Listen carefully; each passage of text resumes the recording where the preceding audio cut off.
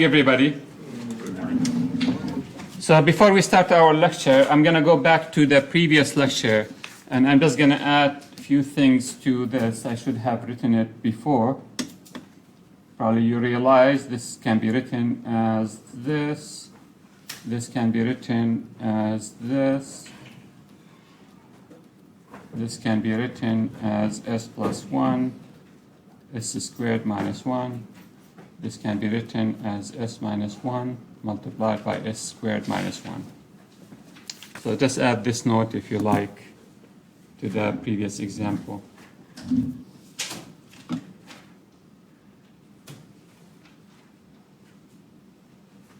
Okay. And the next thing we're going to do is we're going to look at our course syllabus and see where we are.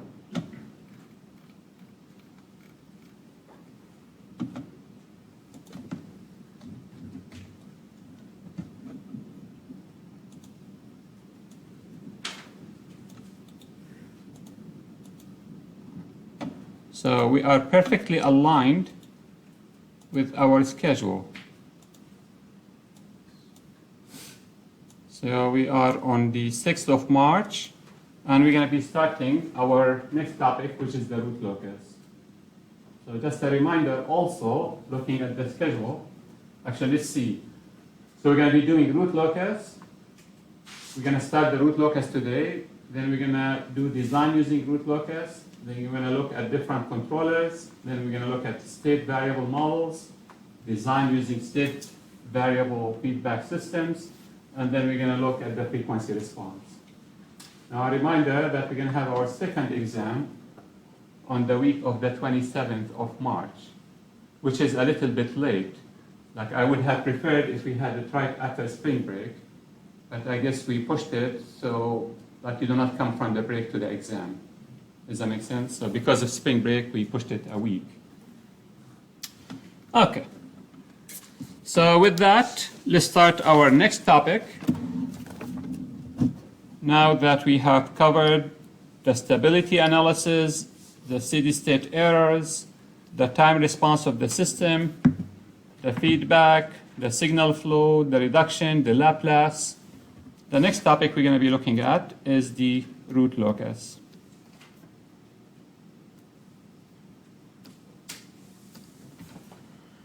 And to introduce this topic, let's do an example and see why we need this root locus. So let's say we have the system that we're trying to meet certain response specifications. So we have a system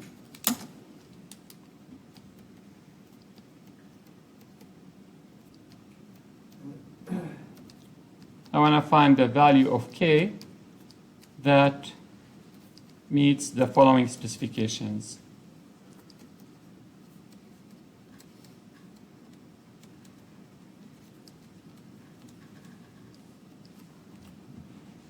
We want a closed loop system that is stable.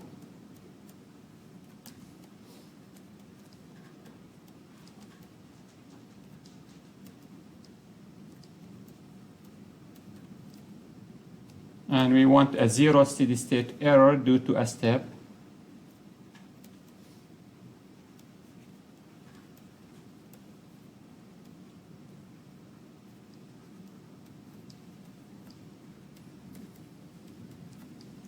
And third, we want a reasonable settling and overshoot.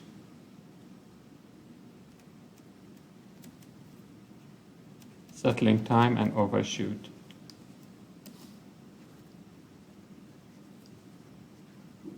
And we kept it vague intentionally. Later on, we'll have specific numbers that we have to meet. And the system that we have looks something like this.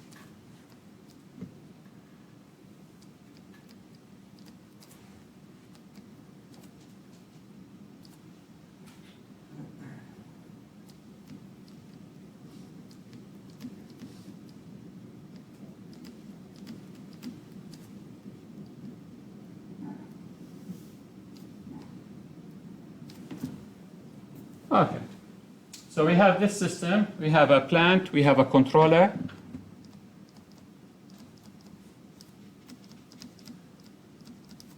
and we're going to meet all these design specifications.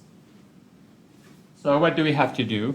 If we want to make sure the system is stable, this is similar to an example that we've done in the previous class. We're going to calculate the closed loop transfer function.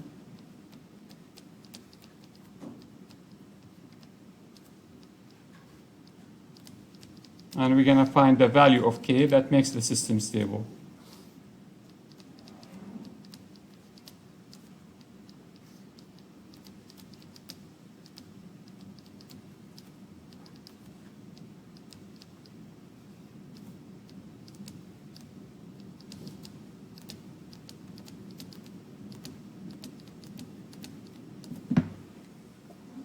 What do we do after we get the closed loop transfer function?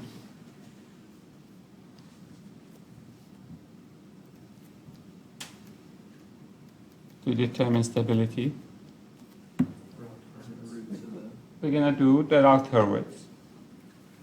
So we have a characteristic equation that is s cubed plus 5s squared plus 4s plus 2k equal to a 0. And rather than solving for the roots, because we have k that is unknown, we're going to do the route Hurwitz table. S cubed is a 1 and a 4. Then we have a 5 and 2k. And then we're going to calculate the next rows, which is going to be 20 minus 2k divided by 5. And then the 2k is going to fall down here.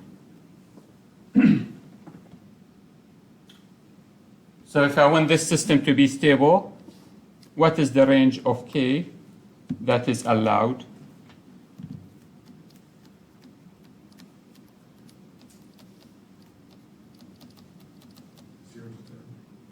Excellent. We need to have no sign changes in the first column, and therefore we need to have 20 minus 2k over 5 greater than 0, and this means I have to have k that is less than 10, and then I need to have 2k that is greater than 0, and this means k has to be greater than 0. Is that clear? No sign changes in the first column, so therefore the range of k that will make our system stable is k that is between 0 and 10.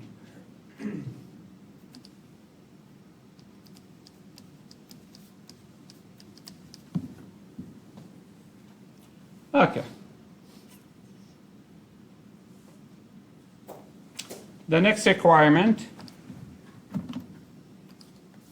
that we have is we want the steady state error to be a 0.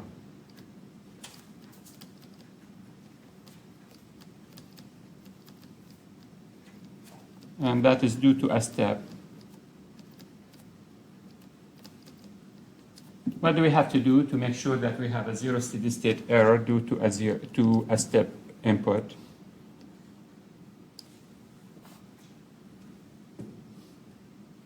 Anybody remembers?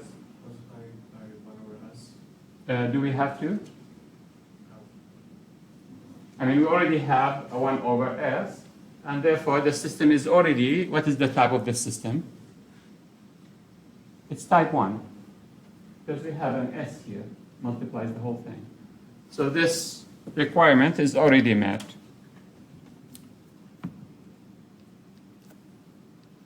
Does that make sense? Since the system is type 1,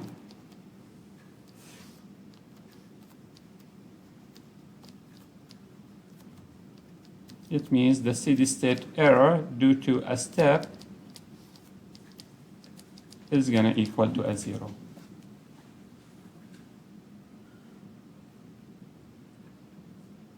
Okay. The third requirement, we want a reasonable settling time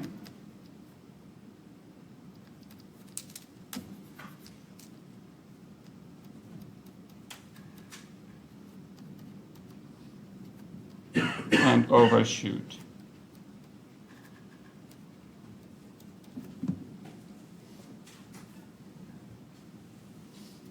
how do we go about finding a reasonable settling time and overshoot?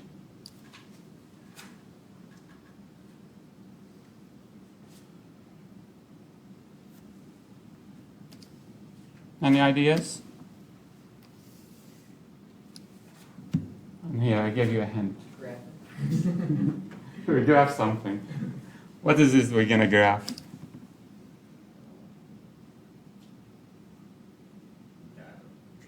Excellent. What can I do? Okay, so if we remember from the discussion of the second order system, anybody remember what we said? If we had the poles on the real axis, what kind of response we're going to have? Is it like the further from the j omega axis? No? Okay. If we have poles on the real axis, what kind of response we will have? We'll have an overdamped response. When the poles are at the same equation on the real axis, what kind of response we're going to have? Critically damped. And when they start having imaginary part, what kind of response we're going to have? Underdamped. And then we related the poles locations in the underdamped region to the overshoot and the settling time. Remember all that? Did we do it this semester? Why does it feel like we've seen it a long time ago? And for sure, it's been after the second exam. Anyway, so what is it we can do then to determine the performance and the settling time and the overshoot? I need to know where the poles of this system are going to fall in the S space. Does that make sense? If I know where they are, I can calculate the settling time and I calculate the overshoot. Together? How do we do that? How do we get to know where the poles of this system are going to be? It's going to depend on what? It's going to depend on the characteristic equation, and in particular, it's going to depend on the value of k, isn't it? The location of these poles is going to depend on the value of k. Make sense, everybody? So then, what we can do is we can take different values of k and see where the poles are going to fall. Make sense? So what we're going to do, we're going to come here and say, okay, let's take different values of k. What is the range of k that we can work with? 0 to 10. So I'm going to take k equal to a 0, k equal to a 1, k equal to 2, all the way k equal to a 10. And then I'm going to come to this graph, and I'm going to plot the poles location for different values of k.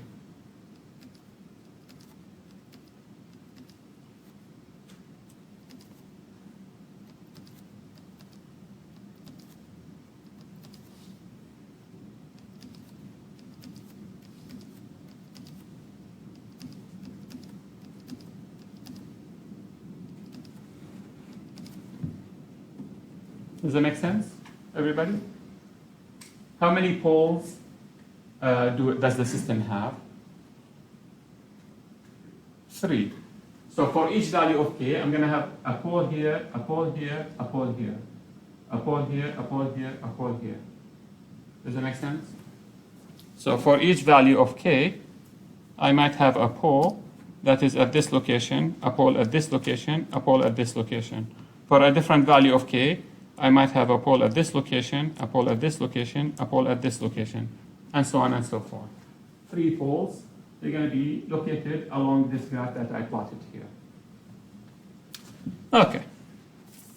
So let's say for the time being that I want the system such that zeta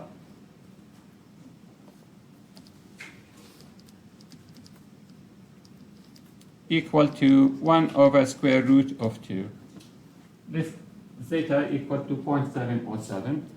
If zeta is equal to 1 over square root of 2, what does this tell me? Can this help me identify which poles I'm going to be operating at? How? If zeta is equal to this value, what does this tell me? It tells me the angle theta, if you remember, is going to equal to cosine inverse of 1 over square root of 2. And what is theta going to equal to? 45 degrees.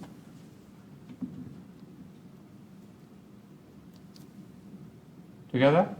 So therefore, if I come here and I plot a line that makes an angle that is 45 degrees,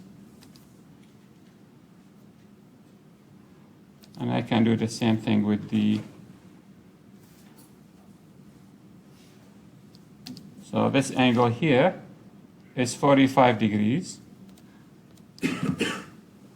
So if I want zeta to equal to this value, what do I have to do? I plotted this line that represents zeta equal to 1 over square root of 2. So this represents zeta equal to 1 over square root of 2. This line here. What do I do next?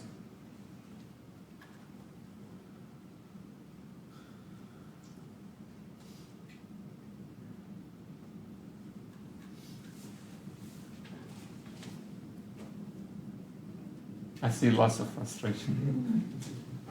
I just have to find where this intersects with my possible location of my poles. Does that make sense? So if I find the intersection, and the intersection happened to be here, what does that mean?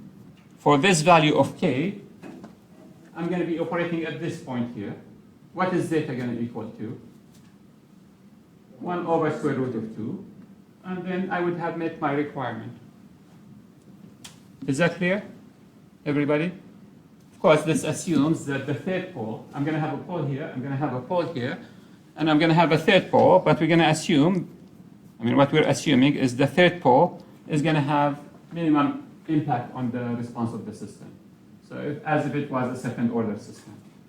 For this value of k, that is going to make me operate at this point, zeta is going to equal to 1 over square root of 2. Is that clear, everybody? So if I go back to my graph that I did, I'm going to see that for k that is equal to 0.8, I'm going to have my roots are going to be at negative 0.438 plus or minus j 0.438. And therefore, zeta is going to equal to 0.707. And therefore, my settling time is going to equal to 4 divided by 0.438, which is going to equal to almost 9 seconds. Is that clear? Everybody? If I want to do this in MATLAB, what do I have to do?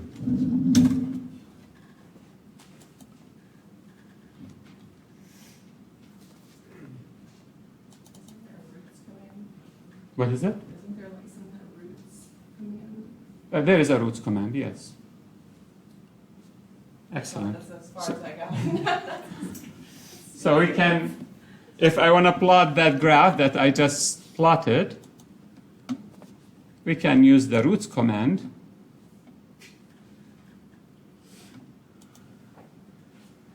Where are we?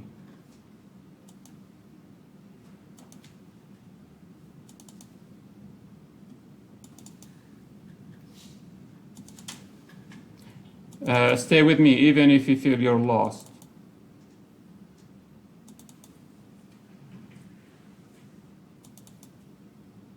Okay, so what we can do, we can define a range of value of k. I'm going to do it between 0.01 to a 10.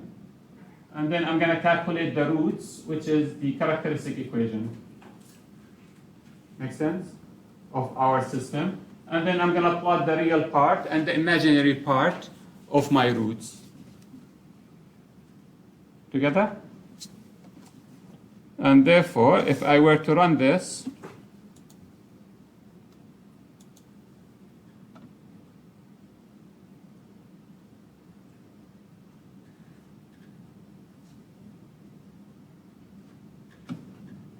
I'm going to get a graph that is not very clear, but we can zoom in and make it clear.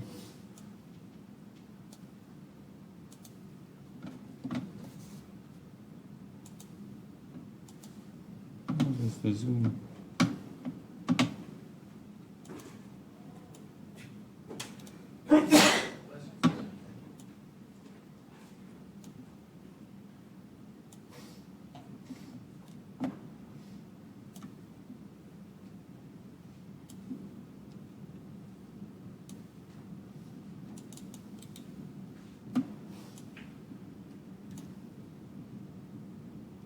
Okay, so what does this show?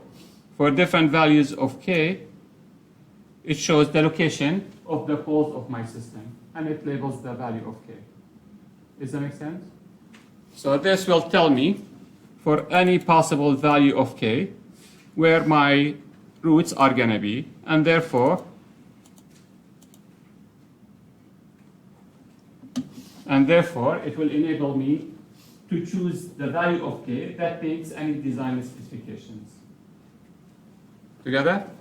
Let me plot it without the label. Looks like the label is just overwhelming.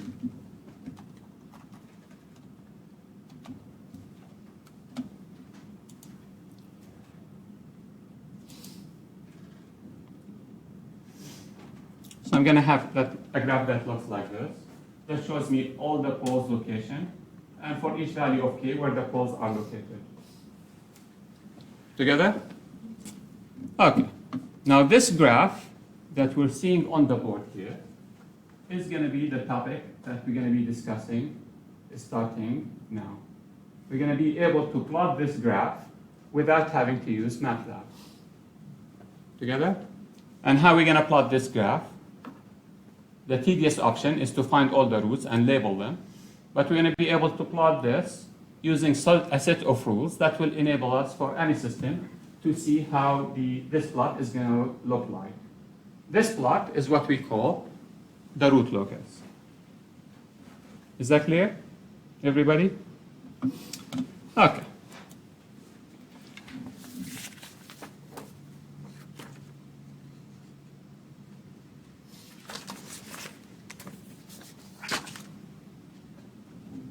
It looks like I ran it for a different system. This should be 1.5. It's the same idea, but our system that we're running is 1.5.4 and 2K.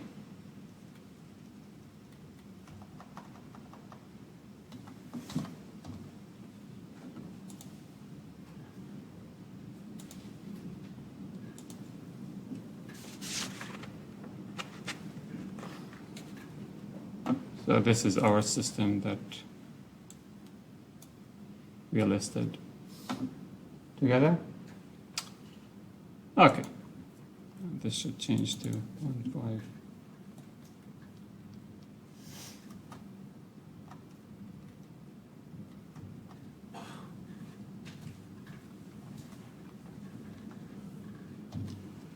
Okay. So with that, let's start our new topic, which is the root locus.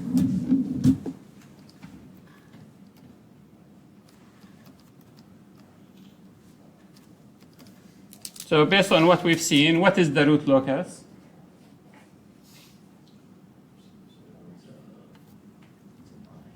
It's a plot of the roots of the system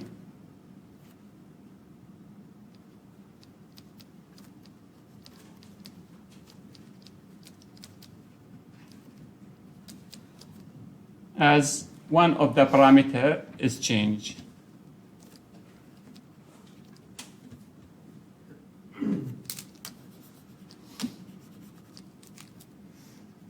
Characteristic equation as one of the parameters is changed. And in our case, what is the parameter that we changed? The k. Okay. Of course, it doesn't have to be k, but in most of the, or almost all the examples that we're going to do, we're going to be changing the value of k. So this graph, or this plot of the roots as we change one of the parameters, is what we refer to as the root locus. So therefore, given a system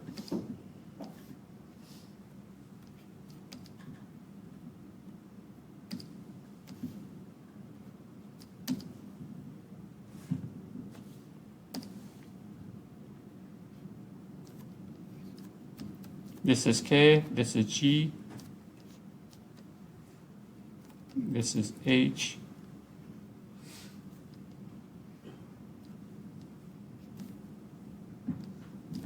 and we have a closed loop transfer function that is K multiplied by G, 1 plus K multiplied by G multiplied by H.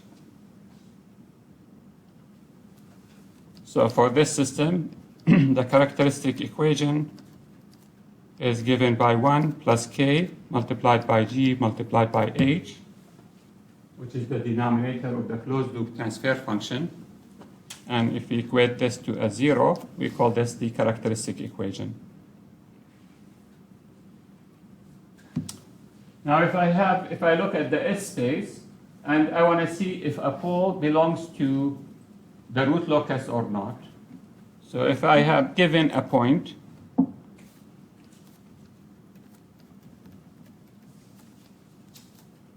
and I want to see if it belongs to the root locus or not, what do I have to do?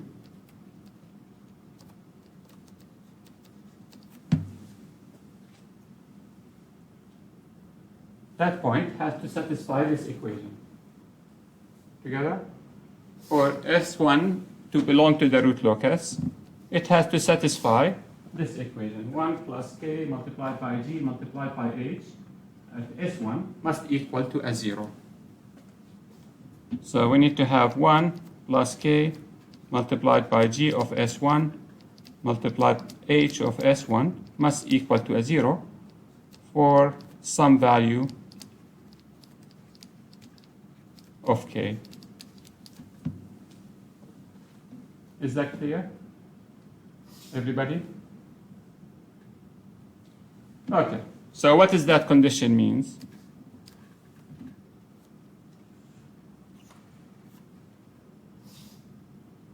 So first of all, we usually assume that K is positive. K to be greater than 0. So therefore, we have a range of K that is greater than or equal to 0 and less than infinity. So if I want to check if S1 belongs to the root locus, it has to satisfy this equation. And what that means, I have to have K multiplied by G of S1, H of S1 must equal to a negative 1. Agree? Negative 1. What does a negative 1 mean? A 1 and a phase that is equal to 180 degrees. Together? So a point will belong to the root locus if K multiplied by G of S1, H of S1 is equal to a 1 and the angle is 180 degrees. Now from this, we're going to create two conditions. The first condition, we're going to call it the magnitude criteria, which says that G of S1 multiplied by H of S1 must equal to 1 over K. G of S1 multiplied by H of S1 must equal to 1 over K. And the second criteria is the phase of G of S1 multiplied by H of S1 must equal to 180 degrees.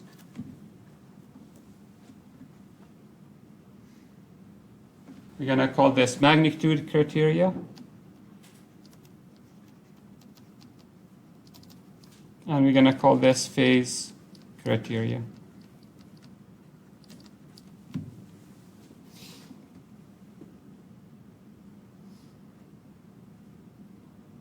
Is that clear, everybody?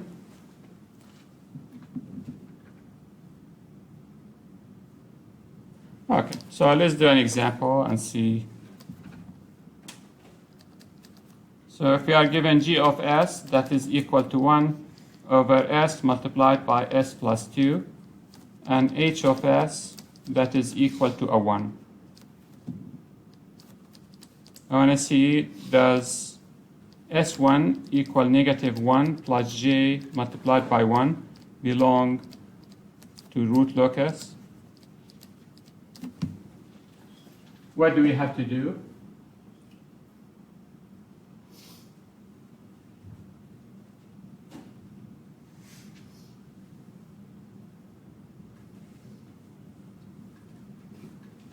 What?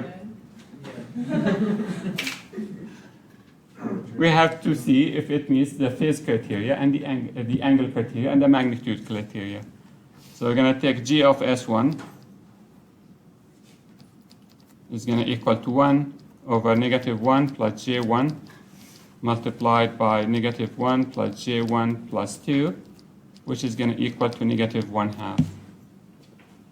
Therefore, if I take k multiplied by g of s1, h of s1, I can have this equal to negative 1, which is equal to 1 and 180. What is the k value going to equal to? 2. When k is equal to a 2. So therefore, this S1 belongs to the root locus.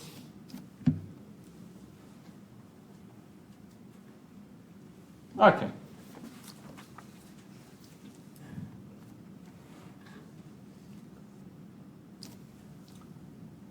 So what we're going to be doing next is we're going to be able to plot the root locus, as we said, without having to calculate all these false locations. And the way we're going to do that is by introducing a set of rules that will help us plot the root locus. So we're going to start with the rules for plotting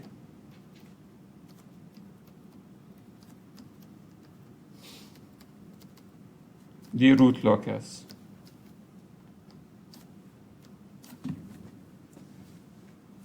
And whenever we have a system, we apply all these rules, and that will help us sketch the root locus of the system.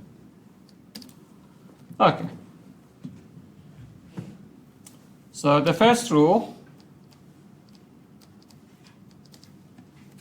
says that the root locus is symmetrical with respect to the real axis.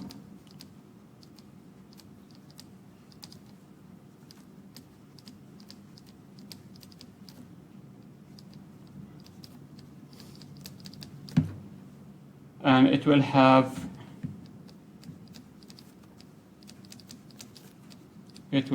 n branches that assumes the characteristic equation has n roots.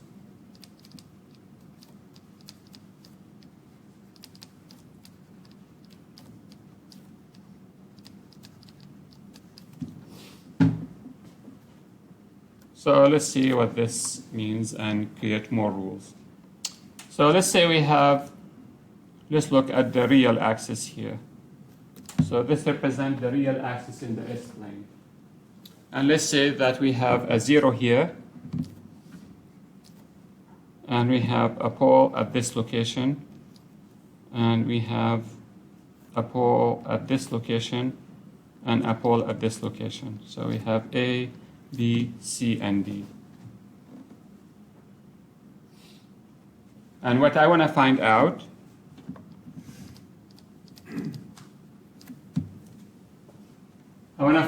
which part of the real axis is going to be part of the root locus. Together? So this is the S-plane. I didn't plot the y-axis, but this represents the real axis of the S-plane. I want to see if I have the open loop and zeros that have this distribution or this shape, which part of the real axis is going to be on the root locus. Is that clear? Everybody? Anybody? Confused or clear? So going back to this example,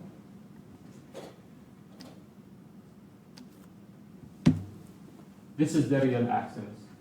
This is part of the root locus. This is part of the root locus, isn't it? This is not part of the root locus. This is not part of the root locus. So I want to see why did this become part of the root locus? This became part of the root locus, and not this one, and not this one. Together? Okay. So looking at this example here, I want to see which part of this is going to be on the root locus and which part is not going to be on the root locus. Okay. So remember we said for S1 to belong to the root locus, it has to meet the angle criteria.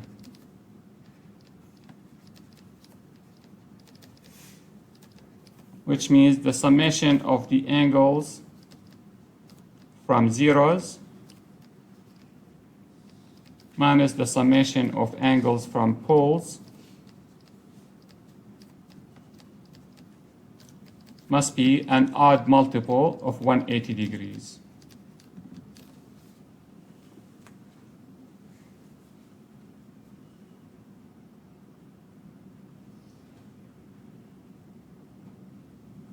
So if I look here, if I have zeros and poles that are on the real axis,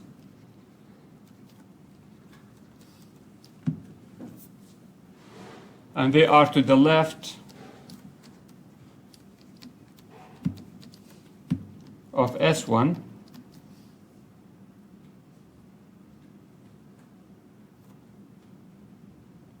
how much angle do these contribute? Zeros and poles on the left, on the real axis to the left of S1 will contribute angle that is equal to what? So if I take a point here and call this S1, and I'm going to slide this S1. This one can be anywhere, but I want to see if I am at this location. Can this location be part of the root locus or not? Together? If I look at the poles that are to the left of S1, I have a pole here. What is the contribution, the angle contribution of S1, of this pole, sorry, C?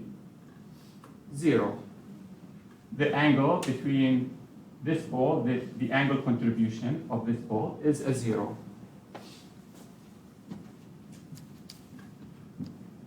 Now if I have zeros or poles that are to the right of S1,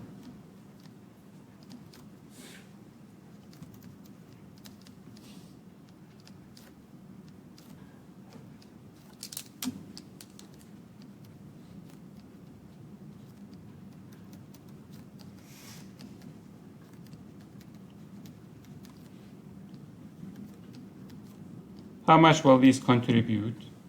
If I have this pole, this is a 0. What is the contribution of this 0 to S1? 180 degrees.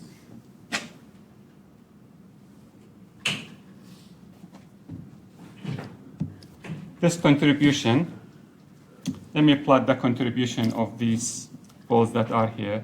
This contribution is a theta. This is negative theta. What is the contribution of D to S1? Okay, so it's being flipped.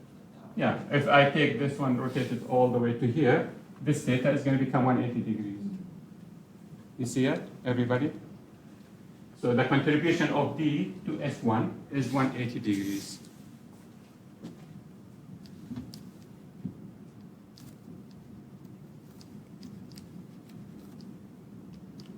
And this is point D, and the 0 is point C. Okay. Now if I have zeros and poles,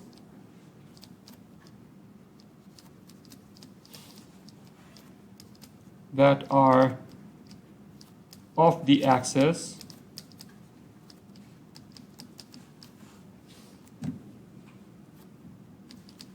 this will come in pairs.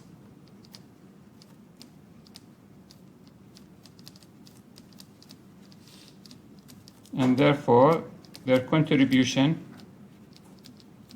cancels out. And therefore, the angle they're going to contribute is going to equal to a 0.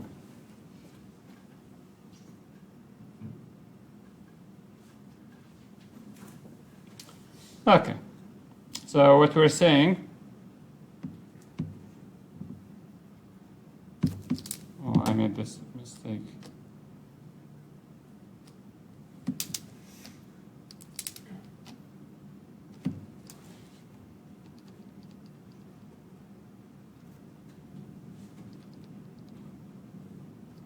S1. If I have poles or zeros that are off the axis, their contribution to S1 is going to cancel out. This is going to contribute negative theta. This is going to contribute a theta. Therefore, together, they're going to cancel out. And therefore, based on all this, the only non-zero contribution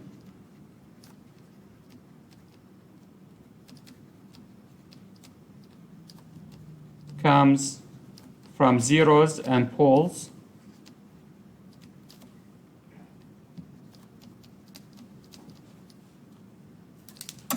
that are to the right of S1.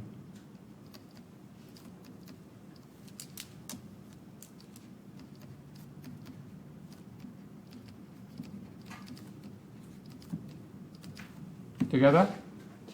So looking at this graph, this is going to contribute a 0. These together are going to contribute a 0. The only thing that contributes to S1 phase is the zeros and poles that are to the right of it. Now, if I want the phase at S1 to equal to 180 degrees, how many poles and zeros I can have to the right of S1? An odd number. Together? So therefore, if we have an even number of poles and zeros to the right of S1,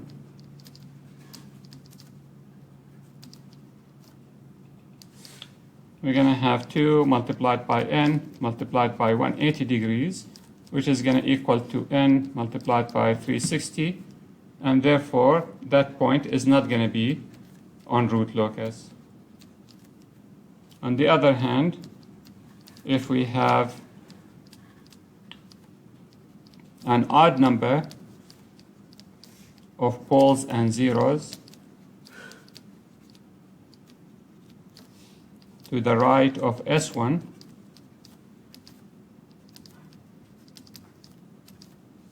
then we're going to have 2n plus 1 multiplied by 180, and this means S1 belongs to the root locus.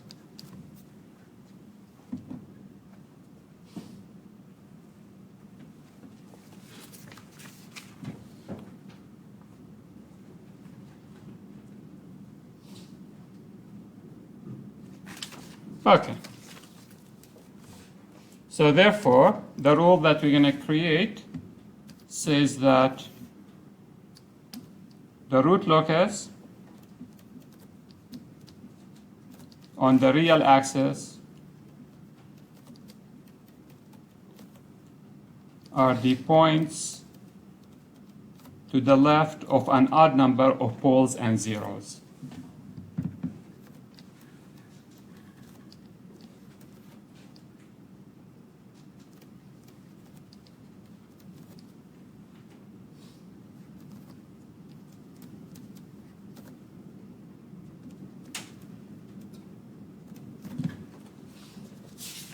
And therefore, if, for instance, we're given a system that is g of s equal to k divided by s multiplied by s plus 4, multiplied by s plus 1.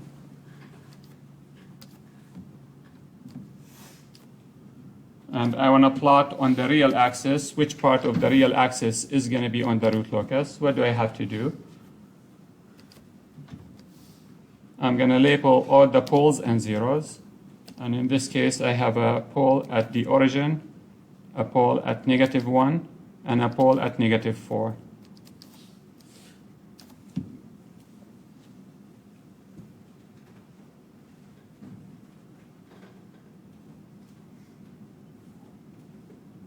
Together? And therefore, which part of this is going to be on the root locus?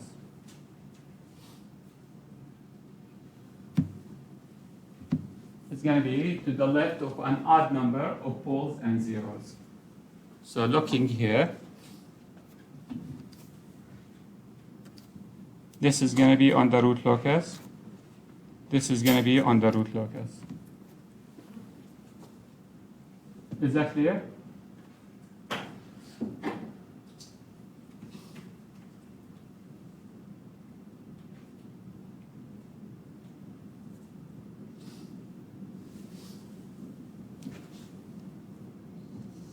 Anybody following with me?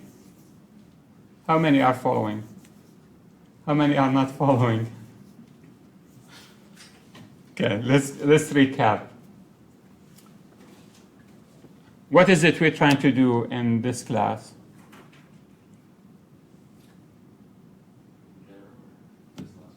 Plot the root locus. What is the root locus? All the possible location that we can have poles of the system.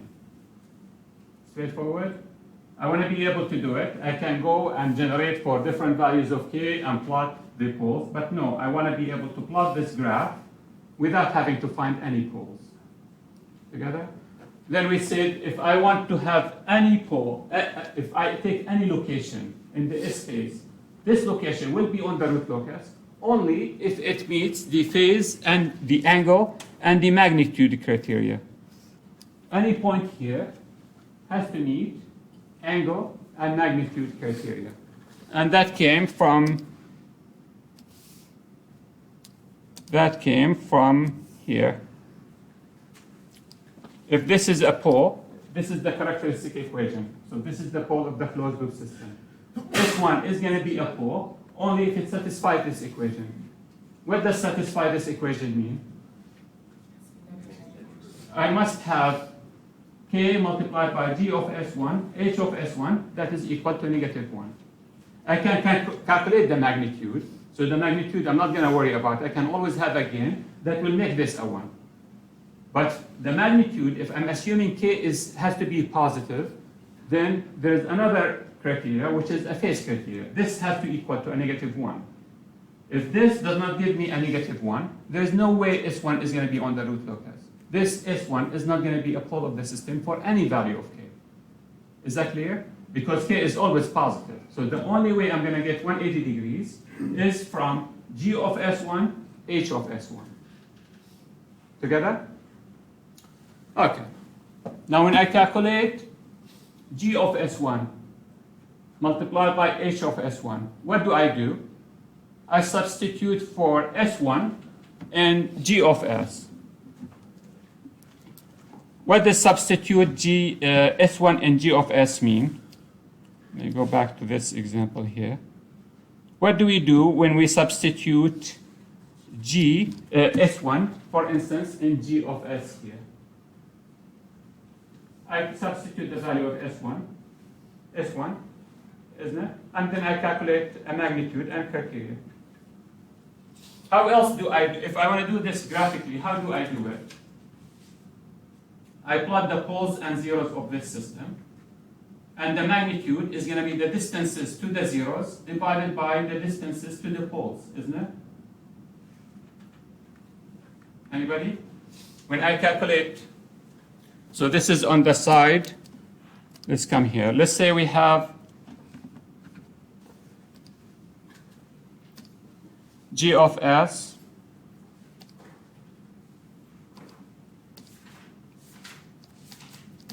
equal to 1 over s plus 2 multiplied by s plus 3. And therefore, I have two poles that are at -2 and at -3. If I want to evaluate this at s equal to, at any value, s equal to 5,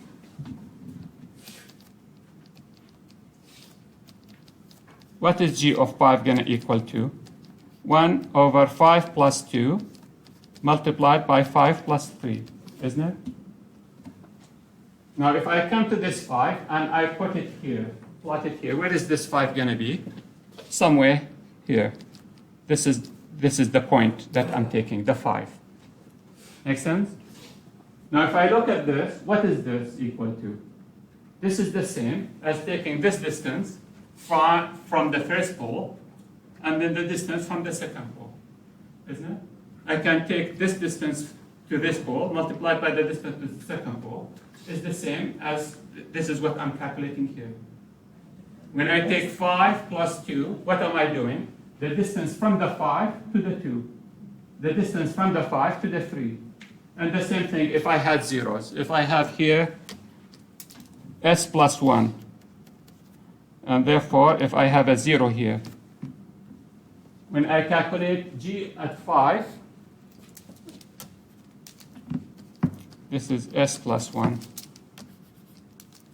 It's going to be 5 plus 1. What is it I'm doing?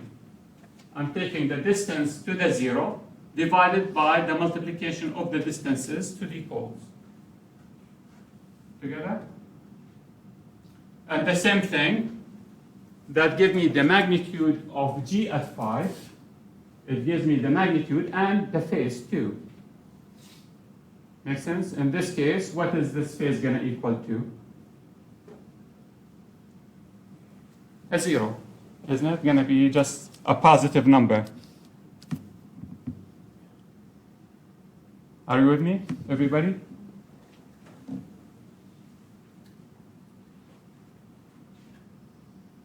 And therefore, if I were to take this point 5, can this point be on the root locus? No. Because what is the phase? If I take the phase, to the first one is a 0, to this one a 0, to this one is a 0. The phase is a 0, which is what I expect here. Is that clear?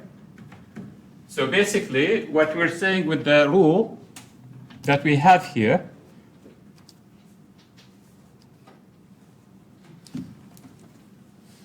if I take this system, k over s, I have the poles here. If I were to evaluate g of s at this point, what is the g of s at this point going to have a phase equal to? Negative. It's going to have a phase that is 180 degrees. If I take it at this point, 0. At this point, 180 degrees. Is that clear, everybody, where this is coming from? Okay. Again, if I were to evaluate now the phase at this point here, if I were to take a point here, what is the phase at this point going to equal to? Negative. Makes sense? So this was a -1. If I were to evaluate at s equal to -1.5, what is the magnitude and the phase going to equal to? It has a magnitude and it's going to have a negative value. Together? What is s equal to -1 going to equal to? -1.5 plus 1 divided by 2 minus 1.5 multiplied by 3 minus 1.5. What is that going to equal to? -0.5 over positive multiplied by a positive. You see it? Everybody?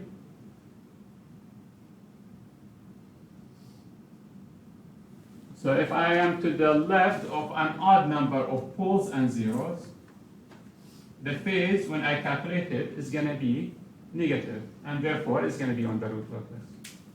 I can find again that will make it on the root locus. Any questions? Questions? Clear? Clear as the driving in the fog this morning? Okay, this is what we're going to do, by the way.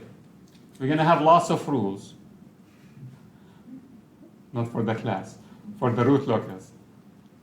And the rules, we're going to explain the rule. We're going to do a simple example on it. But then at the end, we're going to do lots of examples on root locus. Now, each rule, you might think, oh, I understood it.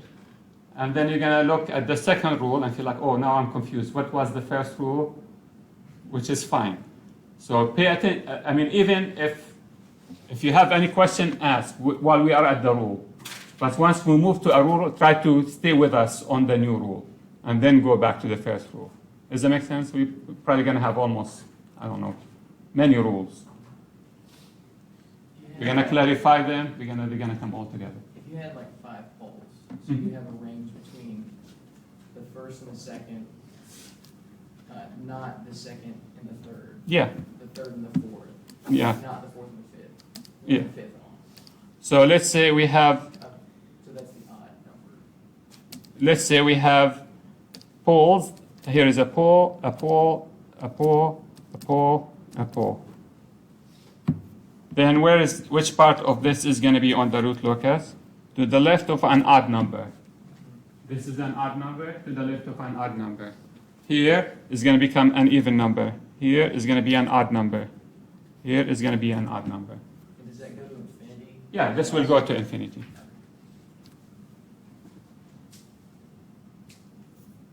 And the same thing, this will be the same even if I have a pole here and a pole here. Because again, these will contribution will cancel out. Together?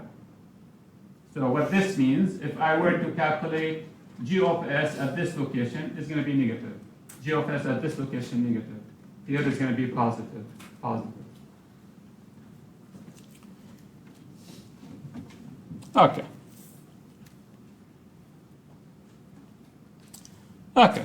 So we're going to look at the second rule, which is the asymptotes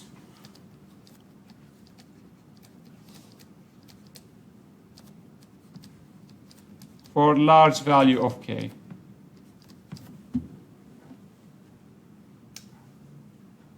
So when we plot the root locus, we're going to have a number of asymptotes that is going to equal to alpha equal to n minus m, where alpha is the number of asymptotes, and we'll see what this means in a second. N is the number of poles, and m is the number of zeros.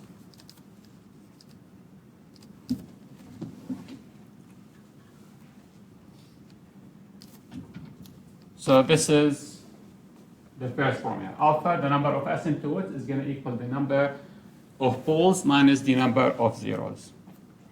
Now what I'm going to say is that if you give me any function,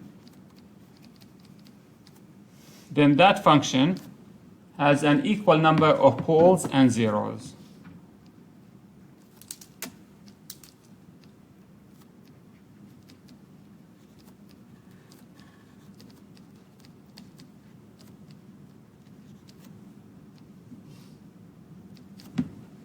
Every function has an equal number of poles and zeros. Now everybody is going to disagree with that, isn't it? How do you say every function has an equal number of poles and zeros? That doesn't make any sense.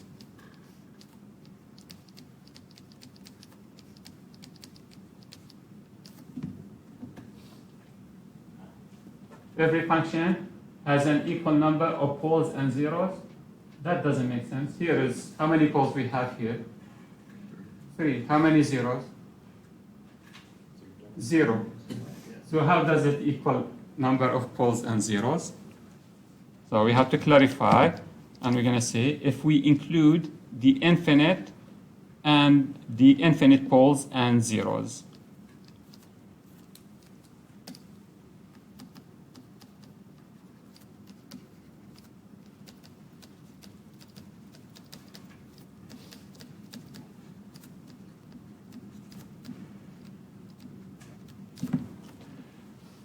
What does that mean? If we look at this example, we have 3 finite poles.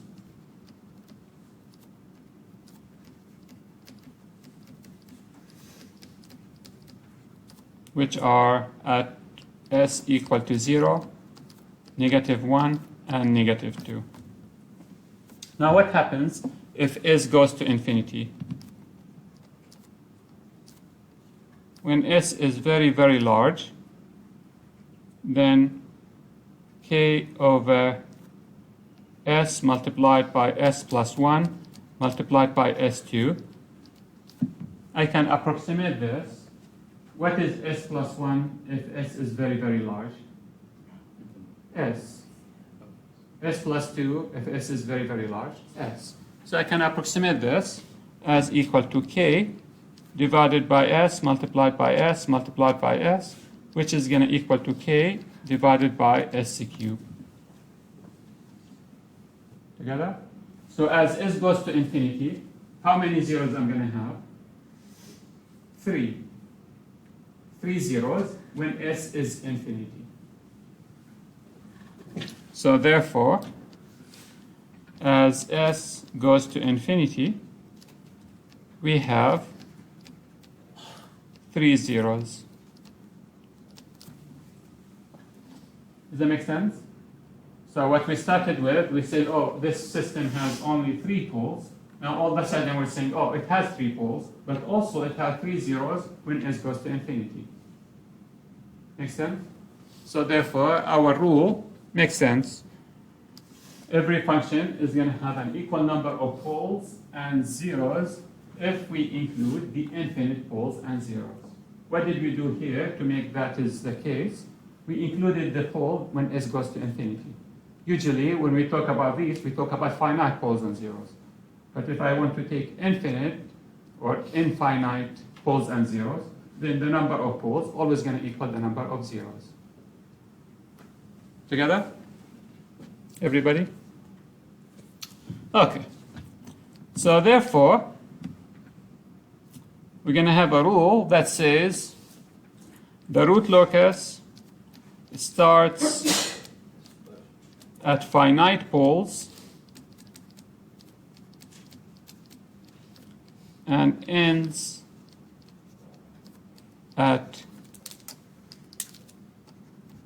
finite and infinite zeros.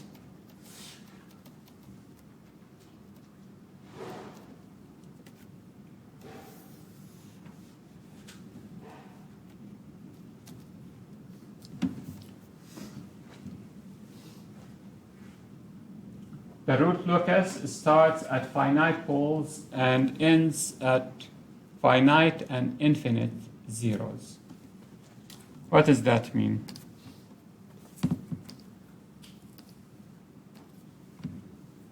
Let's look at an example.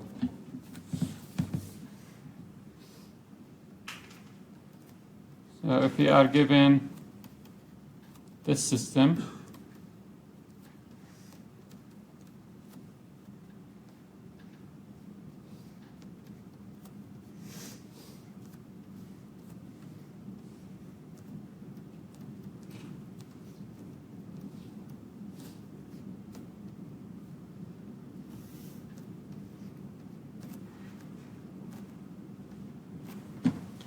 okay, what is the closed loop of this system? T of s going to equal to k multiplied by s plus 3 divided by s plus 5 over 1 plus k multiplied by s plus 3 divided by s plus 5, which is going to equal to k s plus 3 divided by s plus 5 plus k multiplied by s plus 3.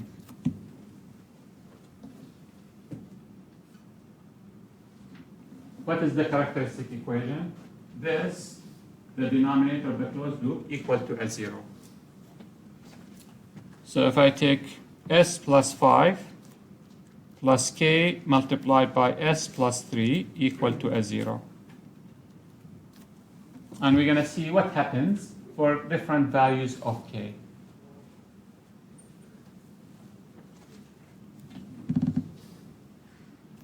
So we're going to see what happens when K is very small.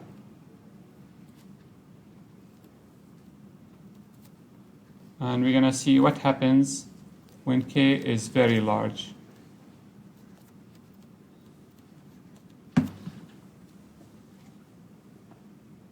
Okay.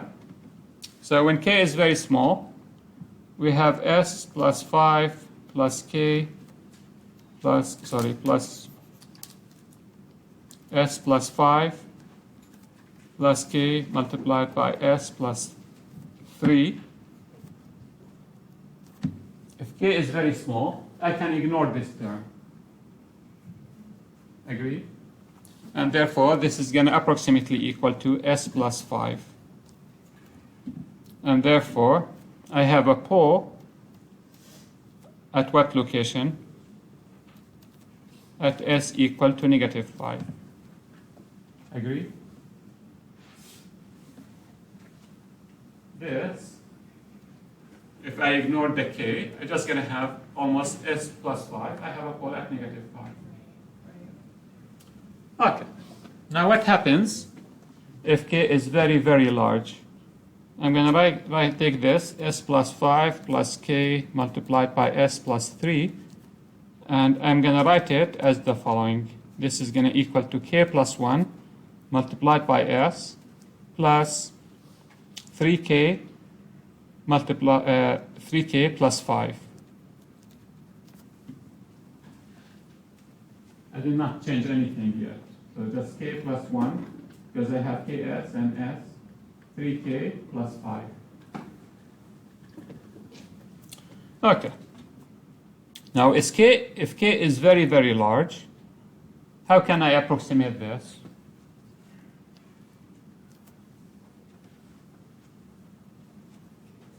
The 1, I can ignore the 1 here, and I can ignore the 5 here. K is very, very large. K plus 1 is almost equal to a K. So this is going to equal to K multiplied by S. And 3K plus 5 is almost 3K.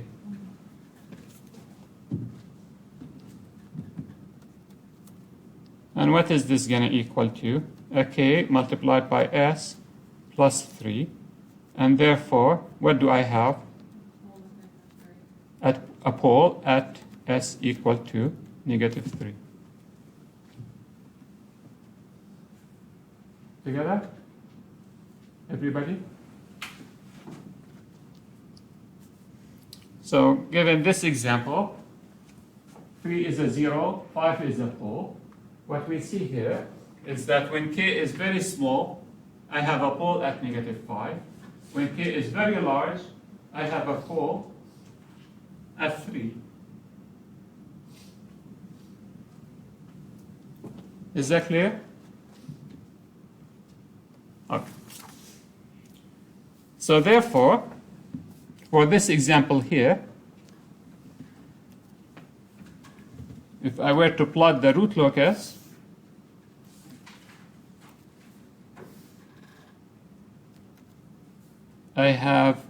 I'm going to plot the open loop poles and zeros, and therefore I have a 0 at negative 3, and I have a pole at negative 5. Agree? Go ahead. Would there not be a pole at negative 3 also? Because you said pole at S equals to 3. Stay with me. The open loop, if I look at this system,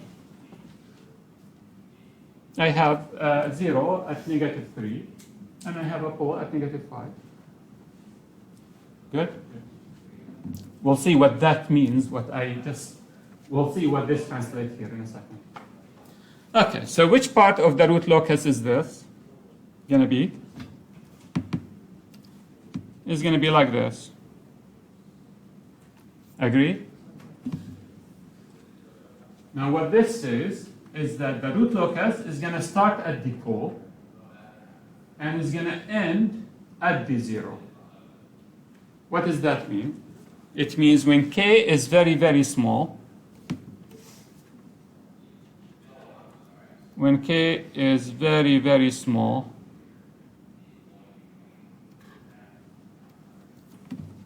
I'm going to be operating at this is going to be my root. When k gets as k gets larger and larger and larger, when k goes to infinity, I'm going to be operating at this point. Together? Is that clear? Everybody? Dave? So if I take this system and I go and create a table for different values of k and the poles, and start with a very small value, 0.01, let's start with a 0. With a 0, 10, a billion, etc. How is the root locus going to look? How are my roots going to look like? I'm going to have a root here, then I'm going to have a root here, a root here. As k increases, I'm going to keep moving. When k goes to infinity, I'm going to have a root that is at the 0 here. Together?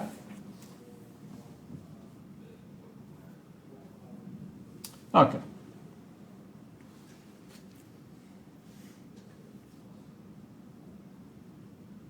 The same thing, if we go back to, did we take a screenshot of our first example?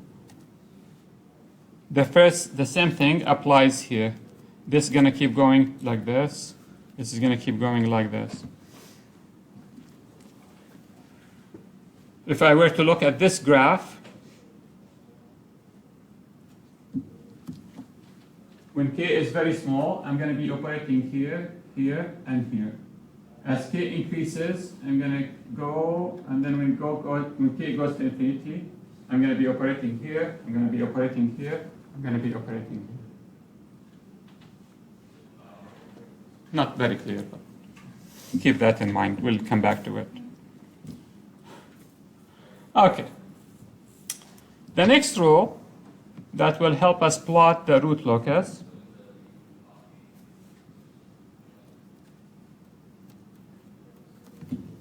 is that the root locus approaches straight line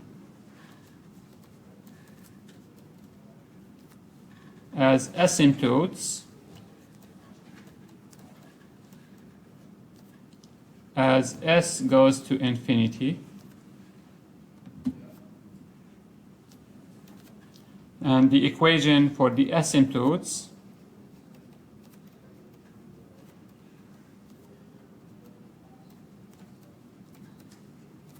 is given by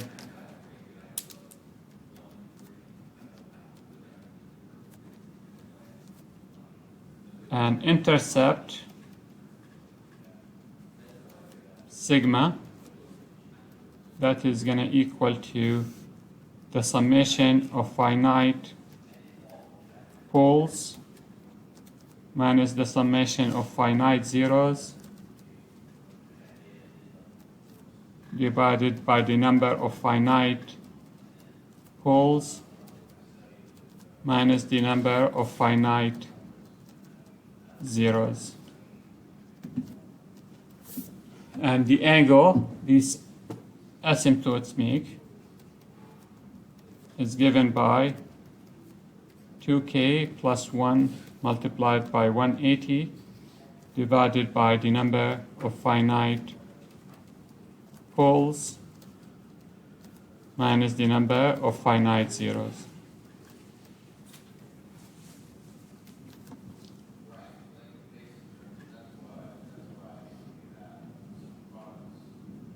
Okay, we'll stop here.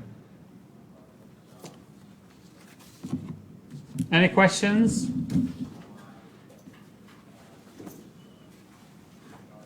Okay.